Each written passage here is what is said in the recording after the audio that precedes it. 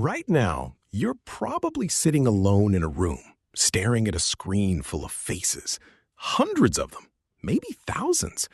Your phone keeps buzzing. Group chats, work threads, some app you forgot you even opened. By every metric we've invented, you're connected. Global network, instant messages, the whole thing. And yet, there's this ache. Quiet, persistent, sitting right in your chest. Doesn't matter how many times you refresh the feed, it's still there. You blame your personality, your job, maybe the city you live in. But here's the thing. Your apartment isn't the problem. This goes back further than that. 300,000 years further.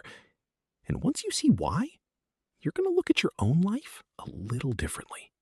So picture this. You wake up on a dirt floor. 30 people are already looking at your face. Not in a weird way. They just slept 30 centimeters from you all night because sleeping alone meant a leopard got you before sunrise. No privacy. None.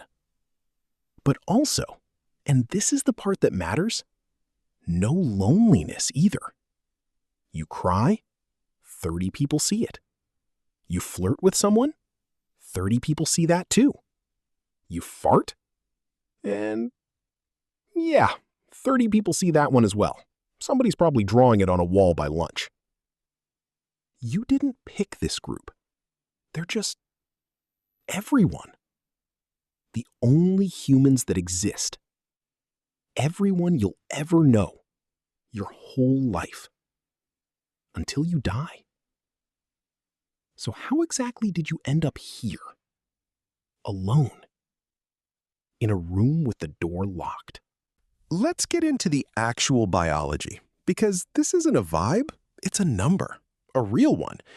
Anthropologist Robin Dunbar looked at primate brains and found something specific. Your neocortex can only hold about 150 stable relationships. That's it. That's the ceiling. Try to cram more people in, and old faces just start slipping out the back to make room. You felt this, right? When you can't place someone from high school anymore, even though you definitely knew them. Back on the savanna, your hunting band had exactly 150 people in it. Today, your phone has 5,000 contacts. 5,000 contacts, and you still send your mom to voicemail. You're running a global network on software built for a village. Here's something even stranger, though. Before you even learned to count those 150 people, you were being touched constantly. Carried, held, passed hand to hand, probably more before breakfast than most adults experience in an entire week now. That's not an accident. There's a researcher, Sarah Hurdy, who studies exactly this. She calls it cooperative breeding. One person physically cannot raise a baby alone. It's too much work for one body. So in your tribe, everyone pitches in. Your mother, your aunts, your cousins, all carrying the kid, all feeding it, all touching it. You can still see this today, actually, in the Hadza in Tanzania. Meanwhile, you're over here trying to raise a kid in a suburb by yourself. No help, wondering why you're wrecked by 5 in the afternoon. It's not you. There was never supposed to be just one of you doing this. Here's why loneliness physically hurts, by the way. Back then, wandering off from the group was basically a death sentence. So your body built an alarm for it.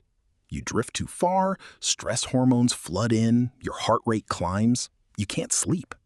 That alarm is loneliness. A researcher named John Cacioppo found your brain processes it almost the same way it processes a broken bone. Doesn't care that it's just emotional. It just wants you back by the fire.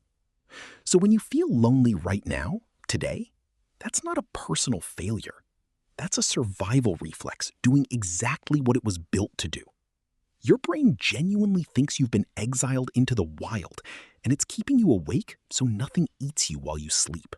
This whole system runs fine for a few 100,000 years. Then, about 10,000 years ago, You do something that breaks it completely. You invent farming. Suddenly, you can stay in one place, grow food, store extra.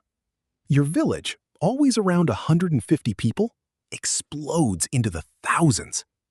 Now you're living next to people you've never met. Fences go up. People start hoarding what they grow instead of sharing it. The old instinctive system just dies, quietly, in the background. And here's the part nobody tells you. It's exactly backwards from what you'd expect. You'd think more people, packed closer together, means less loneliness. The opposite happened. Civilization didn't solve loneliness. It accidentally industrialized it. You also invented something new in the process: the stranger. To the old version of your brain, an unfamiliar face on the horizon meant one thing: threat. Today, you walk down a street or scroll a feed, and you pass a few thousand strangers before lunch. Your amygdala, your brain's alarm system, is quietly checking most of them, just in case, all day, in the background. No wonder you're tired by 3 p.m. and you haven't even done anything physical. Then the industrial era shows up. High-rises, suburbs, buildings built to pack more people into less space while they talk to each other less. We call this independence and act like it's the dream. Your ancestors feared sleeping outside the camp, alone, exposed. You pay a mortgage to do exactly that, on purpose, every month, and call it success. So we tried fixing it with technology, obviously. Apps that connect you to millions instantly. Profiles we call friends. Status measured in likes. Problem is, your wiring needs something an app can't send. Eye contact, touch, being in the same room as someone, breathing the same air. That's what actually triggers oxytocin, the chemical that makes another person feel safe to be near. A screen hands you the words of a conversation. It cannot hand you the chemistry behind it. Your brain sees a face on glass and correctly registers no body attached. So you keep scrolling, keep connecting, and you're still hungry. Social calories, almost no actual nutrition. You're not undoing 300,000 years of software with an update. Throwing your phone in a lake won't fix it either. The fix is knowing the limits of what you're running. Your brain holds 150 people, max. And out of those, maybe a dozen will ever really be your people. Protect that dozen the way your ancestors protected the campfire. Build something small and face-to-face. Eat with someone, phones actually off the table. Let someone see you, in the room, without a filter on it. Your phone will buzz again tomorrow. Your inbox will fill up again. Your calendar will stay busy. None of that answers the question your brain has been quietly asking every single evening for 300,000 years.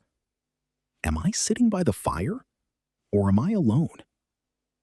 So really, how many people are in your real circle? Tell me in the comments. I read all of them.